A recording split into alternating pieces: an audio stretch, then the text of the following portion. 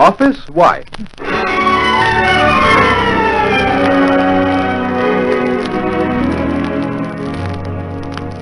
The story of the girl who married her boss and of the girl who took over.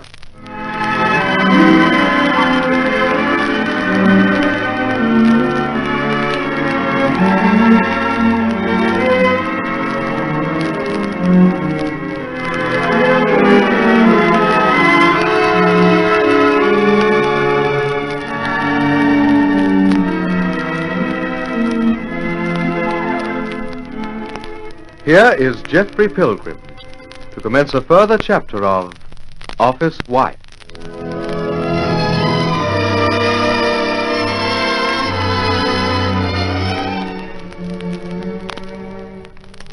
Well, my interstate trip with Stella, and with or without Marcia, is off. At least for the time being. And I can tell you I was never more pleased about anything. Well, there's going to be trouble, of course. Puller had a fair amount to say about it when I canceled Marcia's booking at the last minute. And now, after Marcia's accident, and my refusal to leave for at least a week, he's acting as though I'd thrown him to the wolves. I wouldn't be surprised if he takes his account out of my hand. Oh, well, I'm seeing him at his office in a few minutes. We'll know the worst then. Now, look here, Pilgrim. What's the matter with you? Don't you like handling my business? Of course I do. It's one of the best accounts in town. You know that as well as I do. Well, you better pull your socks up. Exactly what is the matter, sir? I asked you a week ago if you could put in a fortnight for me on the West Coast. You said yes, you could. So I made arrangements with Percy Fleming, got your plane and hotel bookings for yourself, your secretary, and your wife. I was quite happy to make arrangements for Marcia myself. That's all very well. But I made them for you. Then the next thing, you wanted your secretary to go on a different flight. Don't ask me why. Then you're on the phone, or your secretary is, to say that your wife isn't coming. Cancel for her and give her seat to your secretary. I'm not running a merry-go-round, Pilgrim. I'm running a fast, smooth, interlocking business, and nothing gets my goat more than chaps who can't make up their minds. Now, look here, sir. What did those few small changes mean to you? Precisely nothing more than someone sending a message on your teletype. If that's too much for your office stuff, you should let me make bookings for my wife myself. It's not that, it's the messing about. I like people to make clean-cut decisions and stick to them.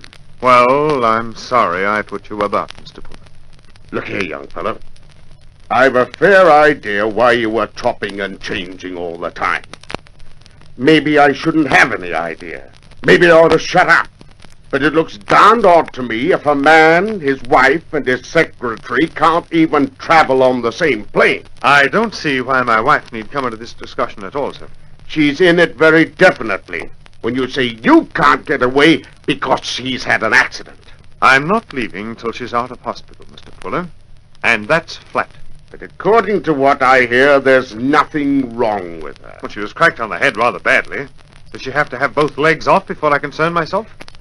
What are you going to do if you stay here instead of looking after my interests? Hold her hand? Look, this is getting us nowhere, Mr. Puller. I'm not leaving this week for you or anyone else. And quite frankly, I don't see what you're complaining about. You're acting kind of independent, aren't you? Would you prefer me to beat about the bush? Listen, Pilgrim. Just because you've married into your firm, and you've plenty of pull with Tressida Bendigo, don't think I can't take my account out of your hands at the drop of a hat. What's holding you up? You've done a good job so far. I've done a very good job so far.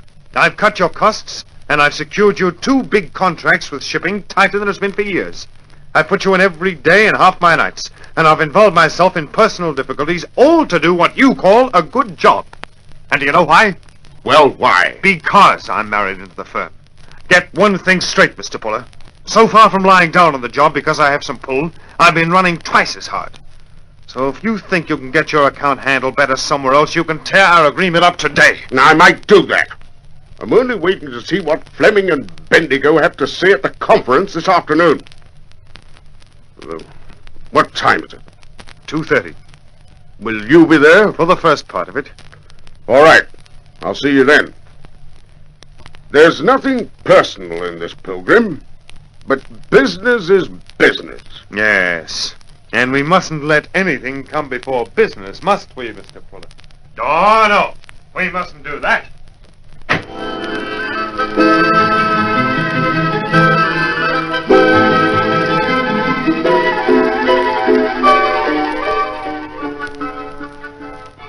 If we lose Puller's account per se, it's not going to make me lose any sleep. But nevertheless, it doesn't look good in the city.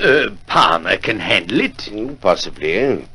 But I can't see Puller taking his affairs out of Jeff Pilgrim's hands and still leaving his account with the firm. Oh, what's got into Jeff? His wife's all right, isn't she? Yes, Marcia's all right. A bit shaken up, that's all. But I don't blame Jeff a scrap refusing to leave while she's still laid up. If you ask me, he didn't want to go. He didn't want to be 2,000 miles away from her with Stella Bronson under his wing. It's a pity Marcia's developed a phobia about that girl. It's a pity I ever engaged her, if you ask me, Tressida.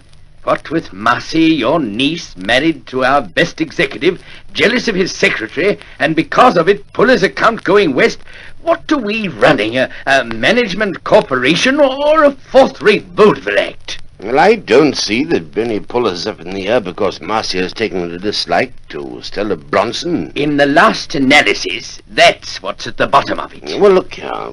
What line are we going to take at the conference this afternoon? Will Jeff Pilgrim be here all the time? We can ask him to clear off after the preliminary discussions, I expect. Well, you'd better do all the talking. Keep Jeff quiet, eh? Yes. It's all very trying, Bendigo. I feel the whole business reflects on my management. Oh, shut up, Percy. If ever we start in business again, we won't engage any woman under 50. I will insist on all our chaps being grandfathers. That sounds like an excellent idea. Well, all we can do now is wait till 2:30. I don't suppose it'd be any use asking Jeff Pilgrim to resign, would it?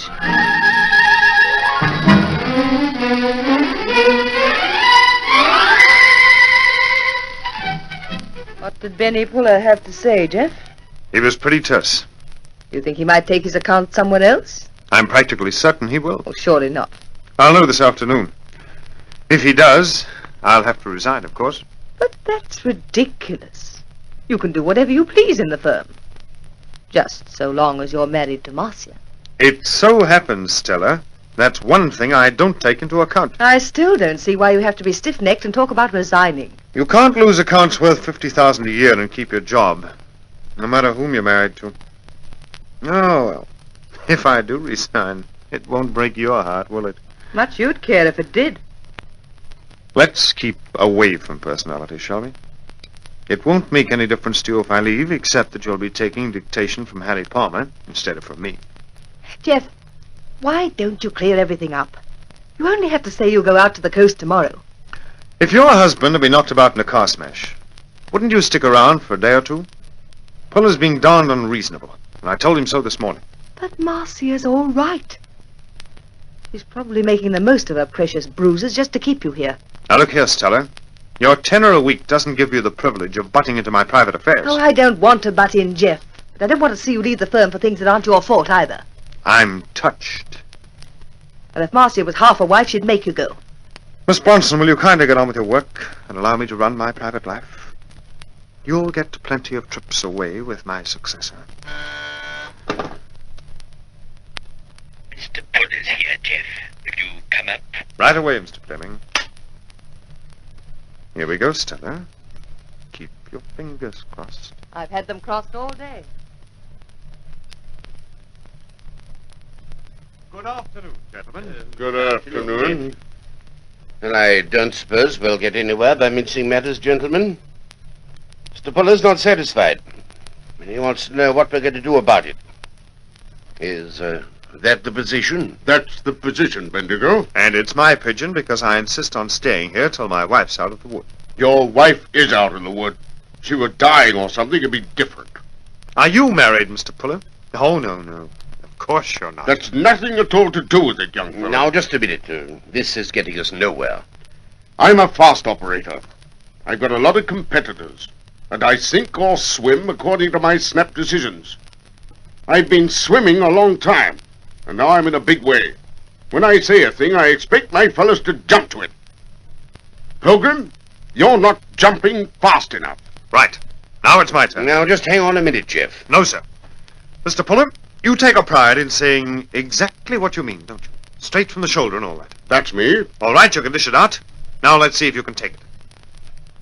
You call yourself a smart operator who has to make a lot of snap decisions and so forth. That's right. Well, you make a lot of snap decisions. And you also make a lot of mistakes. Are you going to tell me how to run my business? I'm going to tell you a few facts. All this smart operator stuff, all this high-pressure businessman with 6 phones in your desk, all this get me San Francisco, get me London, get me Cape Town, it's all a lot of rot. It's a darn silly pose. It doesn't matter 2 pins whether I fly to the coast tomorrow or next month, and you know it. Last time I went away for you, it was interesting, but it was a waste of time. And we'd have both been better off if I'd stayed here. Now, just a minute, Jeff. Mr. Puller's come here, too. I started this, and I'm going to finish it. Mr. Puller wants to see his account well run, but he also wants to see 50 people jumping when he shouts. Well, so long as I'm handling his business, I'll make my own decisions. I'll decide when I go away and when I stay and whom I take with me. Is that the lot? Yes. Now I've made myself clear, I withdraw and get my resignation written out. I'll be in my office.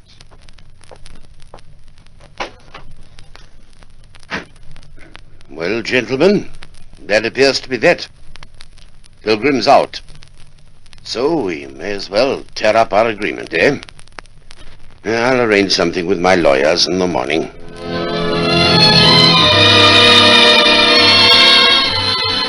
Not on your life, you won't, Bendigo. That's what I like to see. A chap with guts. He was right. So far from throwing him out, I'm going to give him more of my business. He'll do me. I might even see if I can get him into my own organization. Jeff Pilgrim and his secretary as well. Now that's not a bad idea.